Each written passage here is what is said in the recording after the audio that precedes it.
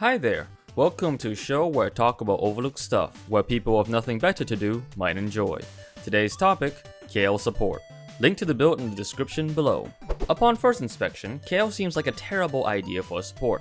She's a late game scaler, starts off with limited range, and she is squishy as heck. In a role where you're expected to babysit your ADC and carry them through the early laning phases, Kayle seems like a poor choice. But Kayle has some surprisingly strong points as a support. One, she has a healing/movement speed ability that affects both herself and her carry. 2, she has an ult that can save someone's life. 3, her Q ability can shred 15% armor and MR. All of that combined makes for a pretty good support kit when you look at it from an Enchanter perspective. And that's arguably the best way to play Kayle support. By staying safe and focusing on using her W as a sustain tool for her carries, this allows her to synergize heavily with support items like Moonstone Renewer and Echoes of Helia. The amount of healing she can pull off is seriously impressive. But if you're still really insistent on maintaining traditional top lane Kayle gameplay, AP Kayle is still a viable option. You'll have much lower early game agency, but a lot more late game power, if the game actually goes on long enough for support Kayle to reach level 16 and beyond, that is. But no matter what you pick, I guarantee you Kayle support works so much better than you think, and I'll show you exactly what I mean, starting with the runes. For the runes, we're going to begin with the Enchanter rune page, and for this we're going to take Summon Airy, so that every time Kayle uses her W, she also shields her, carry or herself for a little bit. Actually, I'm going to correct myself on that. I don't think she can actually shield herself, she can only shield her allies, but yeah, that's the point. Using Airy will allow her to shield her allies better. And for the, on the sorcery tree, we're going to take Axiom Arcanist because we want Kayle's ult to be active as much as possible. So by getting assists and after ulting someone, you can actually refund that ult quite a fair bit. So this is very useful. And up next, we want Transcendence because Transcendence is more CDR. And more CDR means more ults and more healing, and that's what we want on Enchanter Kayle. And finally, we take Gathering Storm because Kayle being Kayle, Gathering Storm is just like, bread and butter to her. So we still gotta take Gathering Storm even though we're playing Enchanter in my opinion. And next up for the secondary tree, I would say go for the Precision tree and take Legend Haste because we want as much CDR as we can. And the second one will be Presence of Mind because Kayle does have a bit of a mana issue playing as an enchanter early on, in the laning phase.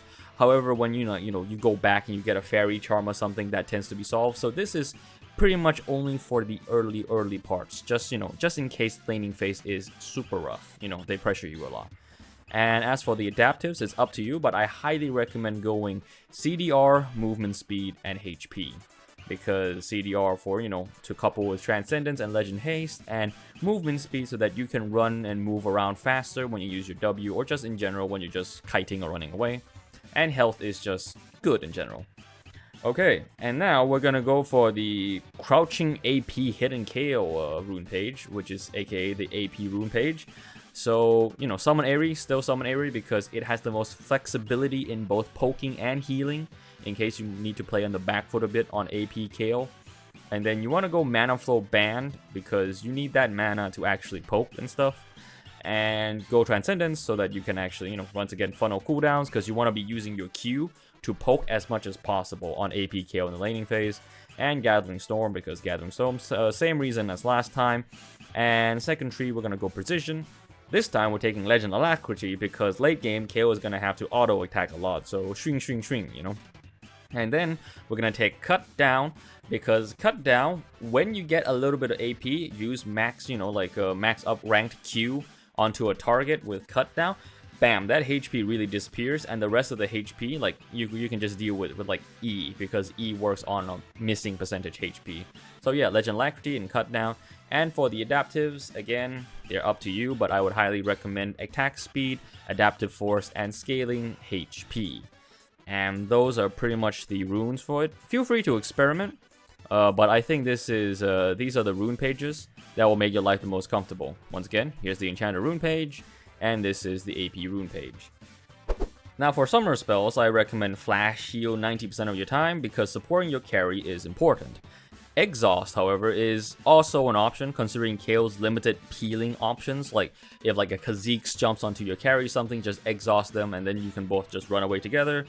But I usually just run heal most of the time because 9 times out of 10 this is the get out of dodge button with your ADC. It synergizes pretty well with your W healing as well. You know, it's like 2 speed boosts consecutively. So that's pretty good. And yeah, that's about it for the summer spell choices for Kayle. Pretty straightforward. As for the items, we're going to go for a standard support start of World Atlas and 2 health pots.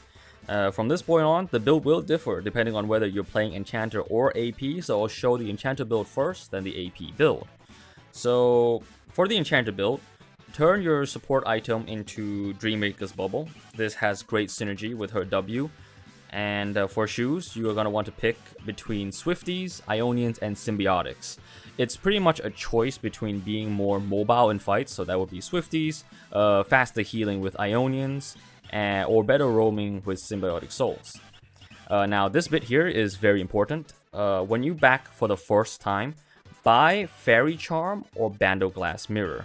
The mana regen you get will be crucial for Kayle to spam her abilities, especially W, because you'll be using that almost every time it's off cooldown to block poke or heal up.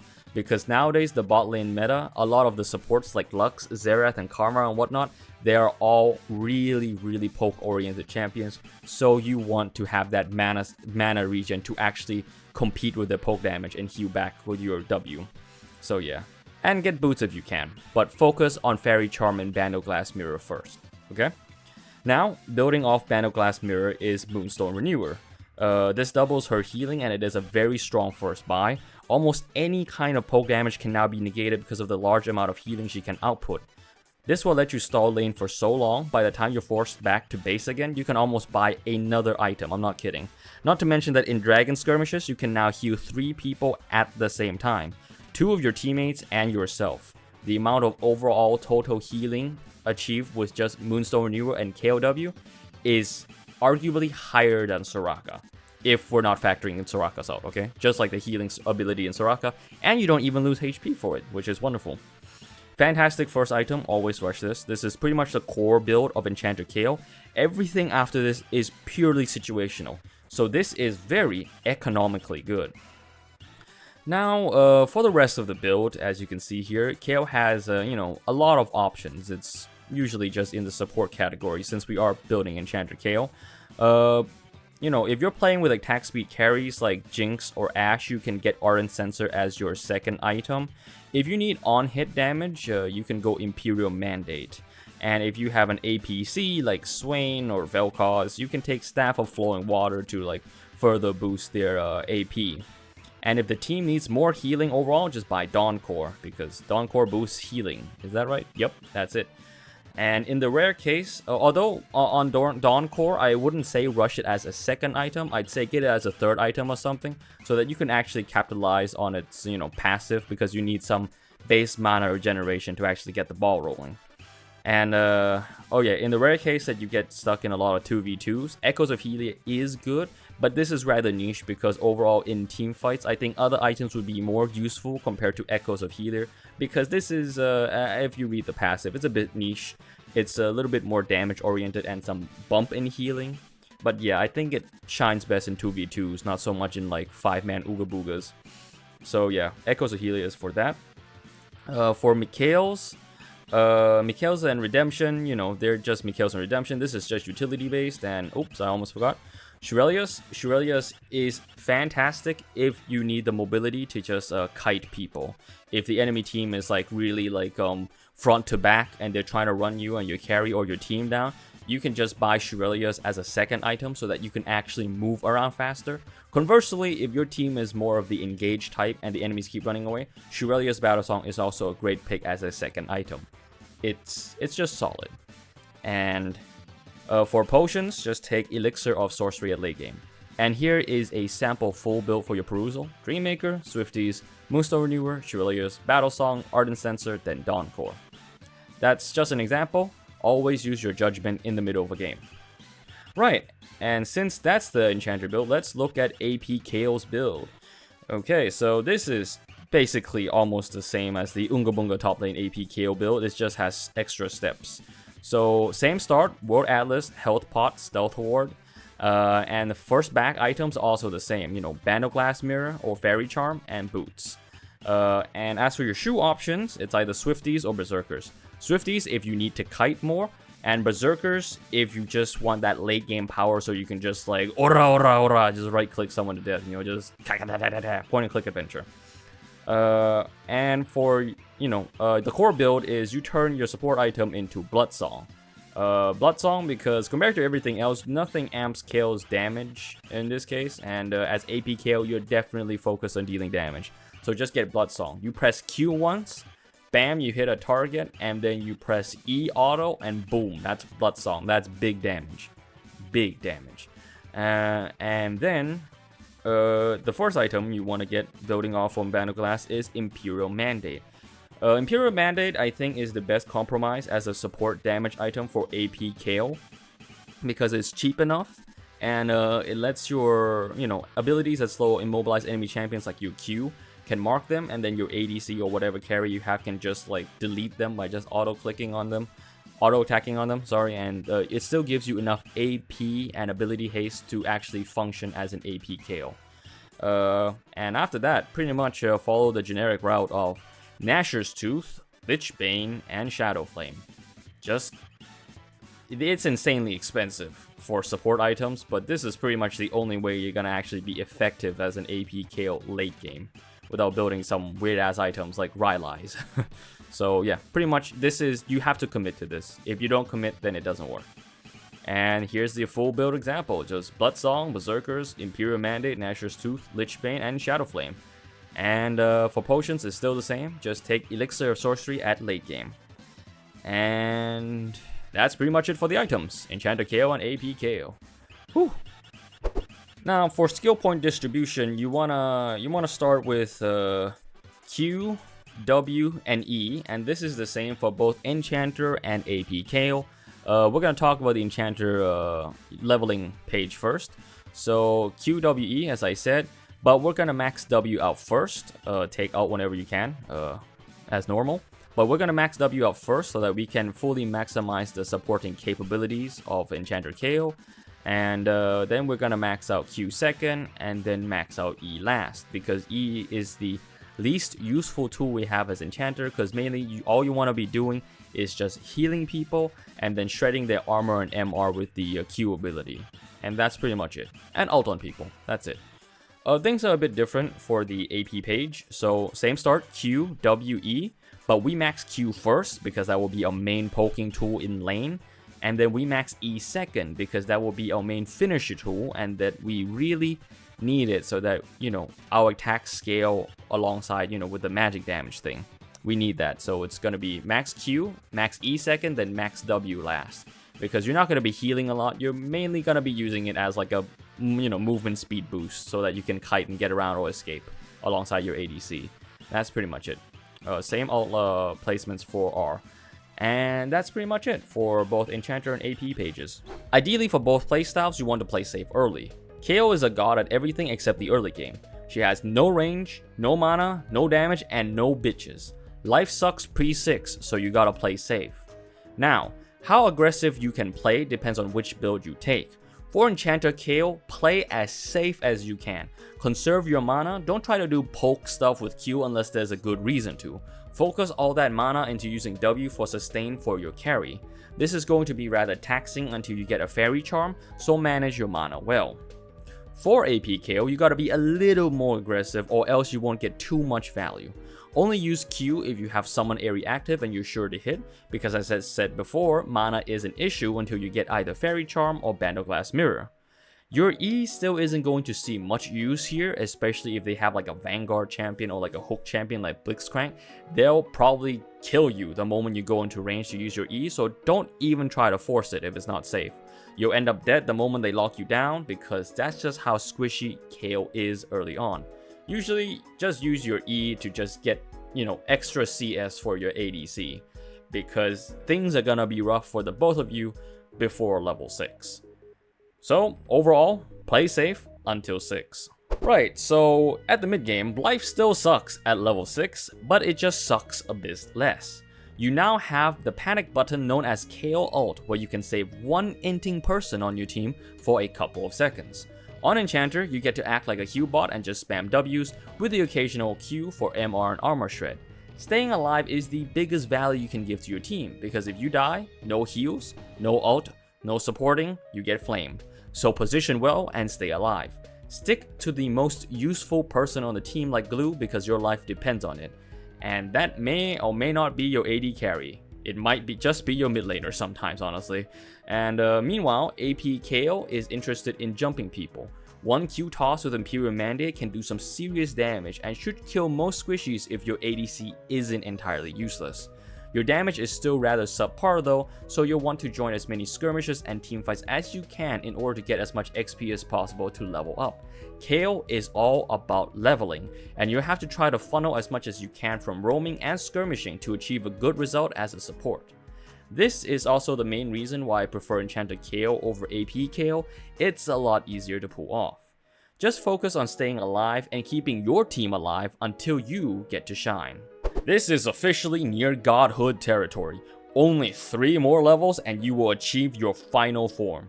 Remember, time is on your side like a Dragon Ball Z episode, so there's no harm in playing safe until level 16.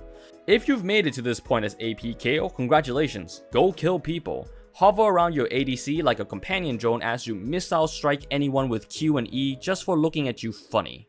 On Enchanter Kayle, nothing much has changed except that you can now deal some damage alongside healing your team for a stupid amount. So just like before, babysit the most important carry on your team and pray nobody messes up too much. Always, if possible, hide in the backline and only really drift forward to save someone in the front line when it is safe. Just stay safe. That's your entire value on Enchanter Kayle. Heal and stay safe. Overall, just join team fights, take objectives, never ever face check bushes, and you should be a-okay to win the game. Alright, if we're gonna talk about champion matchups and threats and synergies, we're gonna start with the extreme threats. So I would say that Blitzcrank, Thresh, and Nautilus are extreme threats. Like, these people will kill you the moment they get a hook on you. They will straight up execute you right there on the spot. Never ever stay within hook range or just get hit by one. It is insanely dangerous. Play safe, and please try to communicate to your ADC that if they get hooked by these 3 people, there's not much you can do to save them as well. So please, like, ban these 3 if you can. These 3 are bad, okay? Alright, and moving on, in the so-called even threats category, I would say Leona and, alongside a bunch of other Vanguards are pretty even because they have limited range. If your ADC knows how to freeze, you can just freeze on a tower and just hide there and just heal your ADC from whatever, poke damage they receive. But if either you or your ADC does get caught by, a Vanguard like Leona, it's also kind of just over for you as well. So it's more of a positioning skill thing. Same goes for Pyke. Your ult directly counters his ult, which is really good mid to late or even early, at level 6. But if he ever hooks or catches someone, it is going to be pretty dicey because you're so squishy, he can actually just kill you with a good hook, E, and then just auto attacks with his ADC. So be careful with your positioning when fighting Pyke. And Xerath, he can do a lot of damage to you, but if you can dodge around at least like half of the shots he pulls out on you and your ADC, you should be able to heal/sustain yourself and your ADC okay with W and like a fairy charm. So the Xerath matchup isn't actually that bad, and I would say Lux. I forgot to put her here, sorry, but Lux is an even worse matchup than Xerath because she can actually root you through her minions. So I would say, if possible, when banning, just either ban Lux, which would be somewhere in the major threats. I forgot to put it there, sorry. And ban one of these hook champs. Yep, that's pretty much it. Now for the good matchups, Karma, you do pretty well against Karma because Karma can't actually poke you as much as she would like to because you have that extra movement speed with W and you can also heal back from a poke. And her tether ability doesn't actually affect you that much because you're outside her range most of the time. And Milio does nothing to you. Like, Milio and a lot of the other enchanters, they can't kill you, you can't kill them, so you're just stuck there staring at each other, just healing each other and just farming. That's pretty much it. So that's a win in your book. Alright, and now since we've discussed the absolutely horrible matchups and the good matchups, we're gonna look at the synergies. So ideally, Swain is good.